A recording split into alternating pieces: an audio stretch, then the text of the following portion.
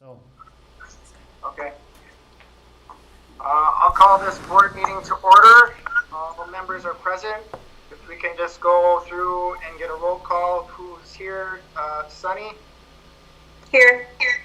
Shannon? Here. Kara? Here. Jennifer? Here. Lynn? Here. And Jason, myself. And then we have Brad and I think Beth. Is there anyone else? No? nope, that's it. Okay. All right, can we go ahead and stand and say the Pledge of Allegiance? I pledge Allegiance to the flag of the United States of America and to the republic which stands one nation, under God, indivisible, with liberty and justice for all. Okay. Is there a motion to approve the agenda? Motion to approve the agenda by Lynn. Second by Kara. Okay. All those in favor? Sunny? Yes. Shannon? Yes. Kara? Aye. Jennifer? Lynn? Aye. Jason? Aye. Okay, the agenda is approved. Any comments or questions from visitors? I think Brad has a phone number for people watching this streaming that might, if they have questions, they can call in. Yep, at this time, if there are any comments by or requests from the visitors, you can call 320-685-4901. Again, that number is 320-685-4901. Okay, so we'll pause for just a second, and if we don't have any responses, we'll move on.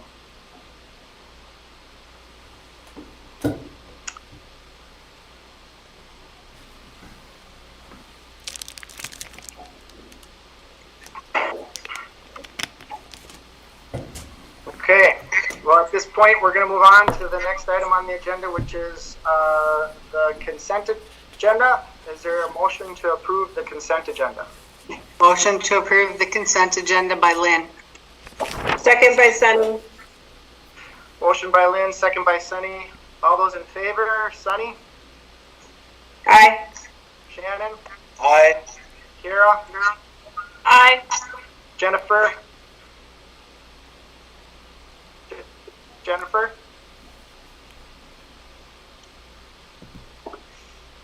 Lynn?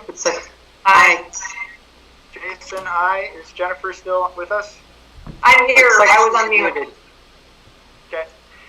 The consent agenda is approved. Let's see. What's next on the list here. Discussion items. COVID-19 update by Brad. Sure. So how did we get to where we got to today? Well, that starts all the way back on March 15th when the governor first gave out Executive Order 2002, which he announced at that time that he would be closing schools until 3/27 for the planning purposes of distance learning. If you remember, we had an emergency board meeting on the 15th, that Sunday, after a long day of emergency planning team meeting. We also made a decision at that time that we would not have school. Students did not have school already on the 16th, and we chose not to do a staff planning day that day so that an emergency planning team could meet and then be ready for staff on the 17th. At that time, we decided to not have school for students, and then the planning for our staff all week took place. On 3/24 and 25, we had the personal items pickup, as well as we were providing meals starting 3/18. So we did all that personal item pickup, and then the governor on March 25th, with Executive Order 2019, moved us to distance learning starting on today, our first day. With that order, we needed to move our handout for our technology up. We did that on Friday the 27th. Unfortunately, our hot spots are still not here. I checked today, and they are we were shipped, so we should get them overnight tonight into tomorrow. On Friday, the distance learning plan was finalized, and it was communicated with families via the Skylar, our messenger system. Today was our first day of distance learning. So there's some thank yous that need to be made for COVID. First of all, the emergency planning team that included our district administrative team, our Education Minnesota Rocori representatives, our paras, our liaisons. They all sacrificed a lot of time for this planning. Our second thank you has to go out to our staff. They jumped right in. They got ready for the meals to be planned, prepped, and delivered. We've got our personal items back to our students. We got our technology handed out. We have our child care running. And we also have numerous other things like action packs, free library books, and just a number of other things that have been going on for students. And then a final big thank you to our community of parents and students for their patience. I think today went off pretty well because of all that prior work. I have a couple statistics I want to share with you. As of today, we have served 8,122 meals. That's about 900 meals a day, or about 450 students that are getting free meals. That's incredible. We're averaging about 40 kids a day for childcare. And as of today, we handed out over 230 student devices, minus, of course, the hotspots, which we are going to plan for as soon as we get them. So I'm pretty proud of our staff in accomplishing big feats in such a short time. So that is my COVID-19 update. There are a couple of announcements I do also want to make on that. So just so the public knows that the distance learning will go through April 30th.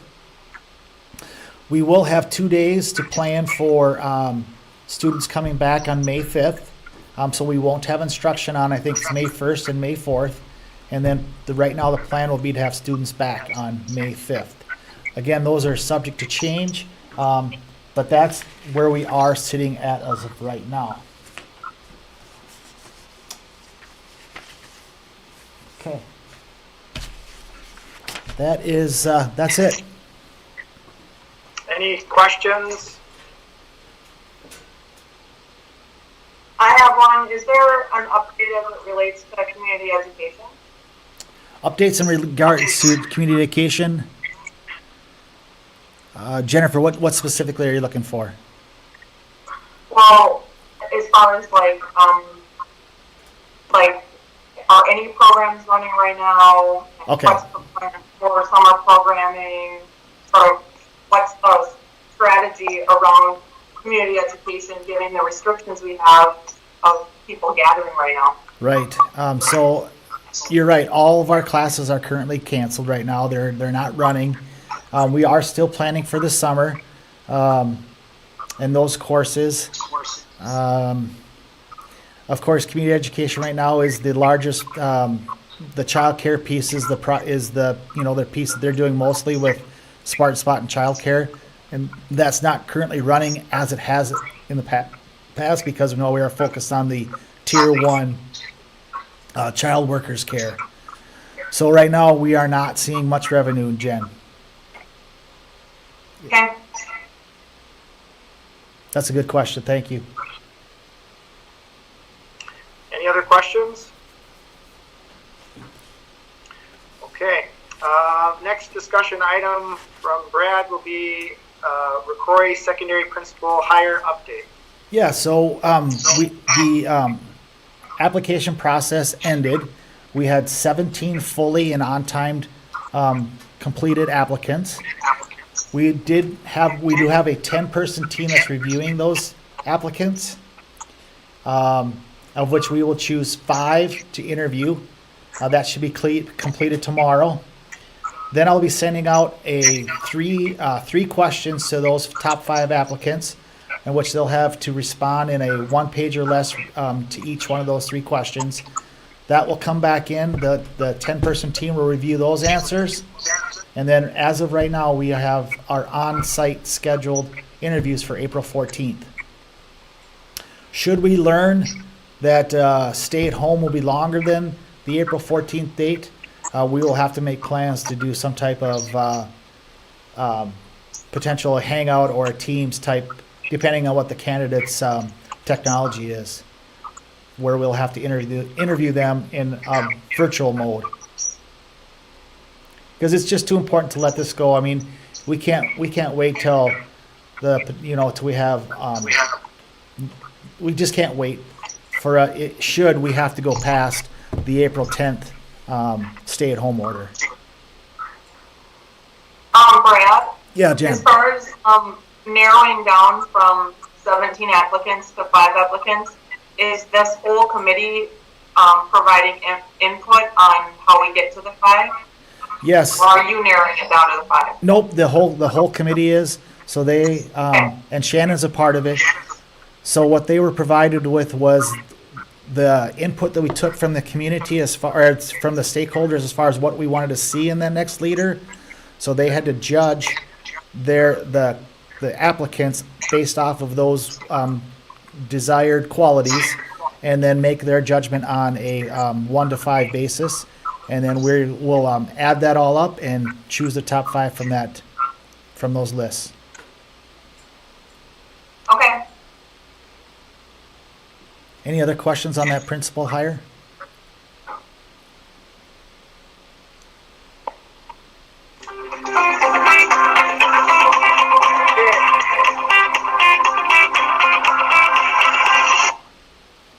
All right. That's okay. The next item on the discussion is the regular school board meetings update. So we had some recommendation from MSBA as far as like a motion to pass or to approve going forward. Because of the situation, we're probably going to be meeting like this at least through the 30th. But I'm just going to read what it says. I think the other thing that I had for question for people was typically we've had a work session for one of our 2 meetings, but I'm just wondering if we should just hold on that given the circumstances that we're in. It's hard to have that kind of discussion over this kind of technology. Are there other thoughts? Were there any issues that were real important to be dealt with in a work session? Well, there's always really important issues for the board to discuss, Lynn. But something that needs to be, I know we're getting close to having to deal with budgets and that. That it is that time of the year, Lynn, where these types of discussions need to happen. I guess we can evaluate how this goes tonight, and then we can, Jason and I can meet and talk about should we have the work session or not. Yeah. And you can just, go ahead. Oh, I guess my feedback would be, you guys, the 2 of you, Brad and Jason, use your discretion on, what you need to bring forward. I would say, as a rule of thumb, we hold back. Work session discussions by nature are typically broader, less specific, more forward-thinking. I think right now we're kind of in a triage mode, and so I think that focusing on that right now and making sure Brad's energy and time is focused on that is good. And so I would say use your own discretion as far as what needs to be brought forward. Obviously, budget stuff will need to be come forward, but the format in which it comes forward, I trust you both to figure that out. Any other feedback?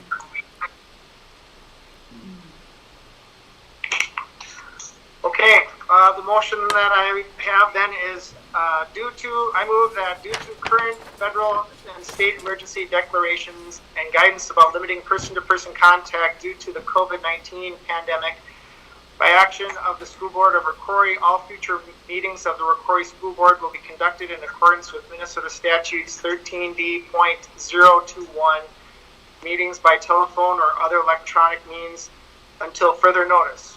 One or more board members may participate by telephone or other electronic means. Is there a second? I'll second it. Second by This is Lynn. Lynn. Okay. All those, any further discussion? All those. I have a question. So if we're able to, if the shelter in place is taken off, is there a way we could do it where we could be 10 feet apart in a bigger space? Because you said forever until, Yeah, until further notice is what the recommendations are. right, but I'm just saying, I guess I'm asking the group, if it's groups of 10 and we can put ourselves in a bigger space, I guess I would say we could maybe think about that. It's not, we might be able to get something done or actually have some work discussion items, especially if it moves into the end of April and the beginning of May and we need to start planning. Can we maybe just think about where we could do that? Yeah, Shannon, I think with what MSBA said and what this motion would do is would allow those who don't feel comfortable to still be a part of a public meeting through this venue, but also would allow for those people to also be here if they wanted to. So nothing's prohibiting the public from actually coming to this meeting. It's just saying that what this motion does is allows us to continue to have this type of meeting. And if you wanted to be here, you could. Right, but if we want to change it to more, We I could guess we say have to till go the through a end motion. of April 30th, because that's technically the next thing by the federal government is 30th of April. But the order to stay at home ends April 10th. So I think to Shannon's point, if it's possible for us to meet in a larger space, for those of us that are comfortable meeting in person, we could actually have a work session and have a productive conversation. I think it's hard to have that conversation with all of us in this remote type of venue. So our next meeting is for April 13th. Right. I guess I just wanted to ask the group before we made that motion, if we could sit in the commons or a place where we were definitely spread out, and again, obviously the next 2 weeks will tell us a lot, but where does everybody else sit on that? Or April 27th for that matter?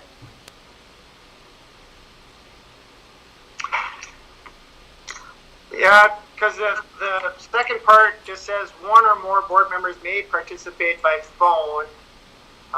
So it doesn't say we have to, it just allows somebody to. So even if we pass this motion that allows all board members to be in the same location for a meeting, it just says, this motion just says we don't have to be if we're not comfortable. Yeah, it says we can conduct, it just basically says that we're in a mode of we're going to conduct our meeting remotely. And once we tell them that we're not going to do that anymore, and it says one or more may participate, it doesn't say have to participate or are required to participate. So I think this still allows us to modify it if needed. I guess that's all I'm asking is just that we, as the next 2 weeks go, we can, make a determination for the next meeting, which obviously at this point looks like it'll be this way, but I would still just want to make sure we have some flexibility to change if we wanted to. Yeah, I think it's just setting up the stage for people to expect that we're going to do this, and then I think people would expect that when we can do it back together that we will do that, because it doesn't exclusively say that we have to do it that way. Okay. Okay. So, any other discussion? All those in favor, Sunny, Aye. Shannon, Aye. Kara, Aye. Jennifer, Aye. Lynn, Aye. Jason, aye. Motion for remote meetings as needed carries and approved. Okay, so we have some action items.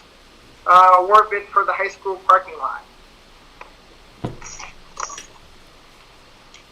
Yeah, so in front of you is the recommendation to take on the bid from the Design Tree is recommending on Knife River, and that would be to have the base bid, alternate 1 and alternate 2 for the total of $1,036,000.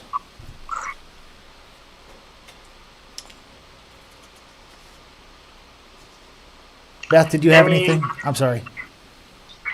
Any discussion, questions? I had mentioned to Brad, and I don't know if you found details about that, because I think our initial bid was, or the initial bond was 800,000, and I didn't know if it was an option to possibly take, another 200,000 for that, or if that would even be appropriate given the circumstances. Because that'll come off of some of the other long-term maintenance bonding monies. Yep, Jason. Beth, did you want to jump in, or do you want me to answer that? No, go ahead. Hey, Beth. Talk about that one.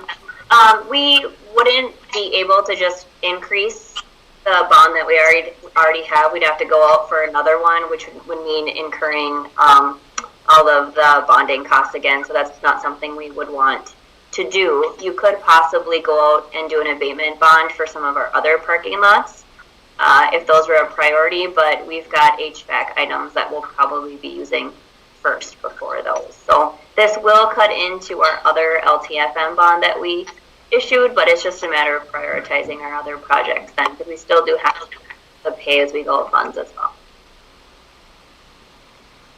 Okay. Any other questions?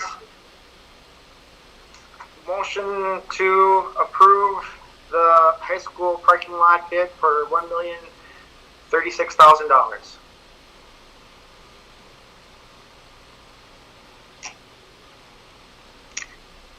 I'll make the motion. All right, I thought I made the motion, but is there a second? Oh, okay, I'll second it. This is Lynn. Second by Lynn. All those in favor, please say aye. Sunny, Aye. Shannon, Aye. Kara, Aye. Jennifer, Aye. Lynn, Aye. Jason, aye. Okay, so the parking lot improvement has been approved. The next action item is approval of payment to Cold Spring Bakery. I'll make a motion to approve Cold Spring Bakery check number 103685 in the amount of $30. Second, this is Jennifer. Second by Jennifer. Any further discussion? All those in favor, please say aye. Sunny, Aye. Shannon, Aye. Kara, Aye. Jennifer, Aye. Lynn, I abstain. Jason, aye. Okay, the payment to Cold Spring Bakery is approved. Administrative and board report, superintendent report from Brad. Yeah, so I have two reports. One is I wanted to report on the strategic plan. As you know, we just couldn't host the meetings last week because it just would have brought too many people onto our campus. So I've been in contact with Bruce Miles. We're kind of in a holding pattern. He's done all the work to get the information back from our students, our community, and our staff. And so we'll just have to wait. And as soon as we can get that, we already have the plan in place on how to feed the people. We'll just have to communicate the new date with them. I think it's still really important that we have face-to-face with them, and we'll do that when we can. The other report I had was our legislature. So our legislature has stopped all business until after April 14th or till April 14th, and they will only meet if it's urgent, and it's going to be around COVID-19. I can tell you that with the last bill that was passed on March 26th of $330 million to respond to COVID, that's going to pretty much take up most of the funding that may have been there for schools in the upcoming year. As you know, the biennial budget's already been passed, and so any other wishes that we would have had at this time was just that, a wish. And so I think our associations will now try to focus on making sure we're ready for the fall, and I don't think there's going to be any type of funding increases at this point. So just for you to know that.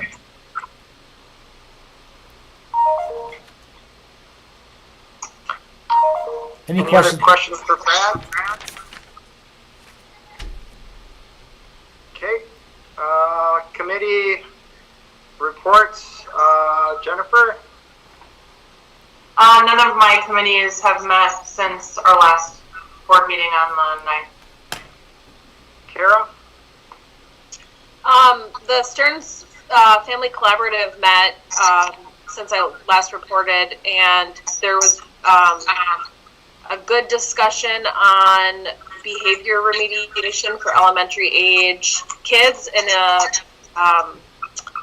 instead of a reactive approach, like a proactive approach. And I don't know, it was interesting.